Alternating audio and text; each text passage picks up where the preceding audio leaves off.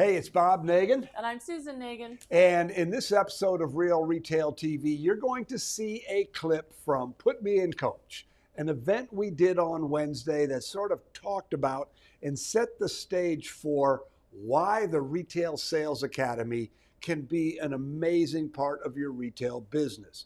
The Retail Sales Academy is on sale from now until February 28. I want you to know that before you watch this clip.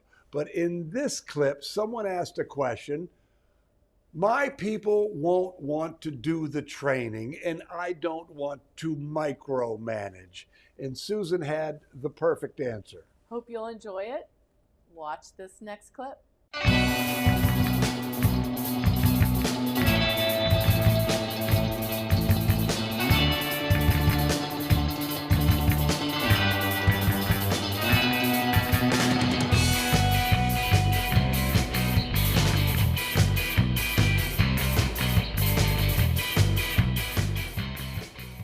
What do you do if an employee doesn't do the work? Even with the email reminders and reminding them themselves, they don't want to feel like they have to be a micromanager. Well, but you do have to be a manager, right? You don't have to be a micromanager, but you have to be a manager. And the answer in this instance, if you're telling them this is a non-negotiable standard, this is what you do in exchange for your paycheck. If you want to work at my store, you have to do this training. Right? And they don't do it. Y'all know what you have to do. Right. You guys tell her or him. I don't know. Jump in. What do they have to do? What we teach it in the Retail Mastery System, and we call it the progressive disciplinary action process. And you need to start and you say, hey, you're messing up. Pick a lane. You're gonna either be part of our culture. You're going to do the shared experience. You're going to be part of the team. You're going to play on the team, or you're going to go back to the B leagues. You release them into the industry, but Susan's, I like that. Susan's into the industry. Susan's point is absolutely correct. But let's go back to commitment. You don't want to be a micromanager, but in the beginning, people are going to challenge you. They are challenging the status quo. They like the status quo. So part of your commitment, and we talked about it earlier, being uncomfortable for a while to get the results that you want. You may have to fire somebody, and nobody likes to fire anybody, but you may have to fire somebody. But here's something I can tell you for a fact.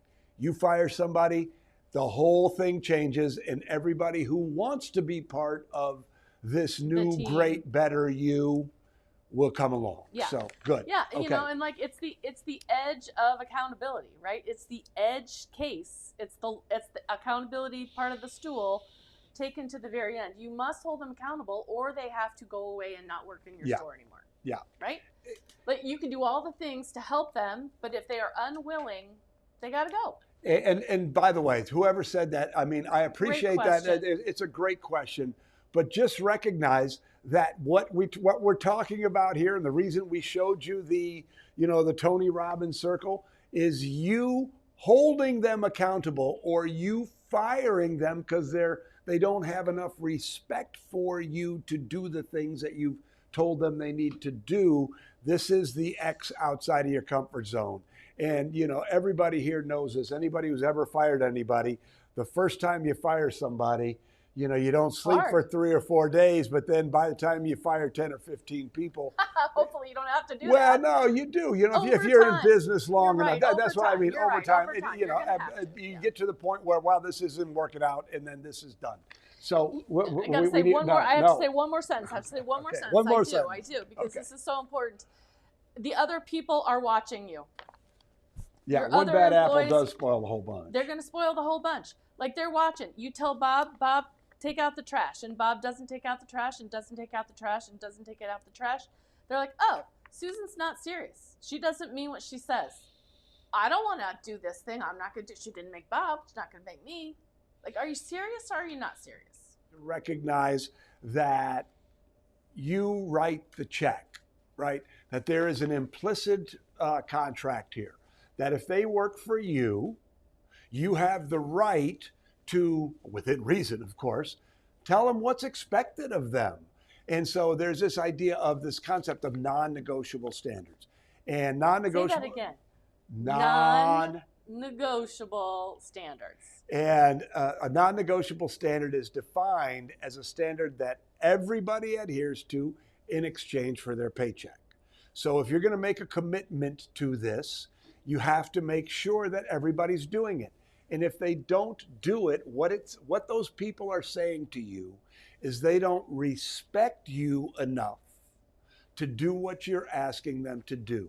And that's a hard thing to think about. It's a hard thing to face up to. Bitter pill. It's a bitter pill, but let's go back to you can do this. And if you're making a commitment to greatness, you just got to recognize that there's going to be uncomfortable moments, and that's okay. It's $50,000, $100,000, $500,000. Yep. Would you go through a couple of we're just going to say $1 million business. We're going to use $100,000 as the number here. Would you be willing to go through a couple of uncomfortable moments for $100,000? And if the answer is yes, then this idea of a non-negotiable standard has to be real. Look, this is what we do. This is how we do it. If you don't want to do it that way, it's fine. It's fine. At the Mackinac. There's somebody down the street is hiring. That's what I was just going to share. In Mackinac City, in our store in Mackinac City, you saw the picture of me in front. Every year, we do our training, beginning of the year, and no matter how many years, the whole team, even if you had been there for 10 years, you were going through the training, and we talk about non-negotiable standards. And we had the world's only seasonal McDonald's next to us. And it was like, hey, these are our non-negotiable standards. We love you, but if you don't want to live up to them, McDonald's pays $4 an hour more than we do, right? $4. Just go over there right now, because this is the way it has to be. It's better for you. It's better for me. It's better for the customer. It's just better. So this idea of non-negotiable standards is so important. So, and I'm not trying to make it sound scary, but just recognize that you can do it. But when you do it, if you make that commitment, which I'm strongly hoping you'll do, when you make that commitment, there are going to be uncomfortable moments. And when those moments arise, stay focused on the benefits. Stay focused on you, your stress, your customers, their experience, and the money. Especially your customers. To me, the money for sure. But I know that people have that stress of, oh my gosh, I can't believe that Bob helped my mom's best friend in the store, and he's terrible, right? Right. It's just not worth it. Yes. There you go. Didn't she nail it? I thought her answer was absolutely perfect. And this is sort of the essence of progress. This is how you grow.